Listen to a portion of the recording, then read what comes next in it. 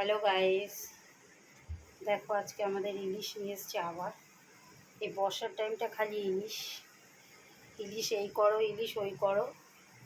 এবার ইলিশের এটা ভাপা করো, পাতুরি করো, এইসব বলা হয়েছে। এবার এগুলো করতে হবে। তো ইলিশটা অনেকটাই বড়, 4,000 টাকা দাম নিয়েছে ইলিশটার। আমাদের বাগুইহাটি বাজারে প্রচুর দাম মাছের। তো গাইস দেখো, এখন ইলিশের ভাপা, পাতুরি এসব করতে হবে। তো গাইস, কে কে খাবে চলে আসো। তো রান্নাটার পর আবার আমি তোমাদের দেখাবো কি রান্না করলাম ইলিশ দিয়ে। তো গাইস চলো, অনেক কাজ আছে এখন, সে কাজগুলো আগে করে নিই, তারপরে রান্না হবে। তো গাইস চলো, এখনকার মতন টাটা। কে কে ইলিশ খাবে চলে আসো।